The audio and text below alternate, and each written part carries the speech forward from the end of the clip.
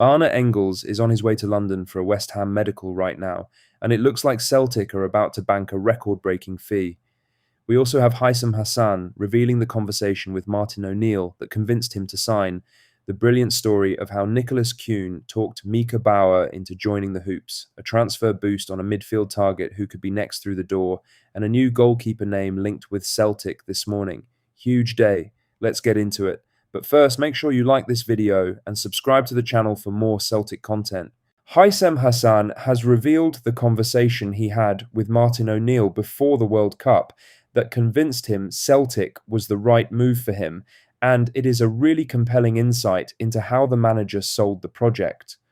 O'Neill contacted Hassan and spoke to him directly about what Celtic were building before the winger had even flown out to America to represent Egypt at the tournament, and Hassan has made clear that conversations stayed with him throughout the summer, even as other clubs came calling after his performances on the international stage. Speaking at his unveiling press conference at Celtic Park on Thursday, Hassan said the interest from other teams did not shake his thinking. He said, "I would be lying if I said my phone didn't go crazy. My agents had a lot of work, but I guess that's normal. Playing in the World Cup, 1 or 2 games can change everything, especially playing against Argentina as well. But I'm convinced that Celtic is the right step for me, and I'm really excited to be here." He was open about how early in the process O'Neill's call came. The manager reached out before anyone else had made their move, which made a genuine impression on the player. Hassan said, "I've always been interested by Celtic and the project. He presented me the project of Celtic. He told me a lot about the club, the history, the fans. I already knew about the club because they've been in the Champions League a couple of times when I was younger, playing on TV. Really, it was mainly about the project, where I would fit, that we are here to win every trophy, like a very ambitious club with values, and it fits perfectly with what I was looking for." He also addressed the Champions League specifically, something every top player coming to Celtic thinks about. He said, "The manager mentioned that we missed the Champions League last year, but we want to go back this season and we are building a team to go back in the Champions League. I think that's like the right step for me."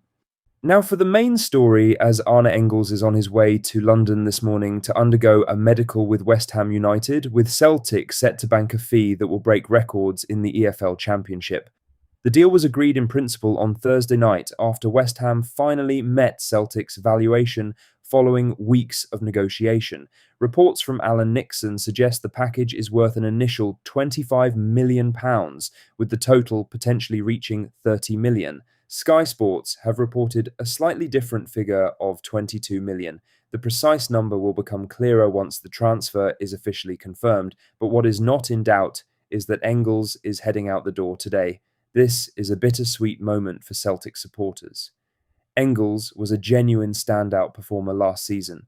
The Belgian midfielder contributed 7 goals and 8 assists in the title-winning campaign and was one of the most complete midfielders in Scottish football. He was also only 22 years old, which made the situation around him all the more frustrating to navigate.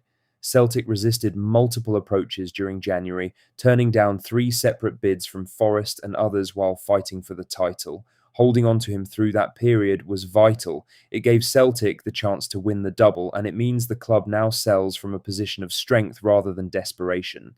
The fee, whichever figure is confirmed, represents a major return on the £11 million Celtic spent to sign him from Augsburg in the summer of 2024. It also sets a championship record for an incoming transfer, eclipsing the approximately £20 million deal Burnley struck to sign Florentino. Celtic now have until Tuesday night to register a replacement in time for the Champions League playoff first leg against Lask at Celtic Park on the 19th of August. The clock is ticking and the pressure is on the recruitment team to move quickly. In other news, the story behind Mika Biereth's move to Celtic has emerged this morning, and it involves a very familiar name who played a key role in convincing the German to make the move north. Nicholas Kuhn, who spent 18 months at Celtic before leaving for Como last summer, was the person who helped seal the deal. Biereth and Kuhn share the same agency, and when Biereth was considering whether to make the move to Parkhead, he picked up the phone and called his fellow German for an honest conversation about life at Celtic. The answer he got was emphatic. Biereth revealed what Kuhn told him, saying, I'm in the same agency as Nicholas Kuhn, so I called him to ask a couple of questions, and he was so positive. He said, if you have the chance, just do it. He couldn't explain it because he said, you have to feel it, but he told me it was incredible, and after the call with him, I was sure. That is a powerful endorsement. Kuhn had his best professional season in Glasgow, establishing himself as one of the most exciting attackers in Scottish football during the 2024 to 2025 campaign.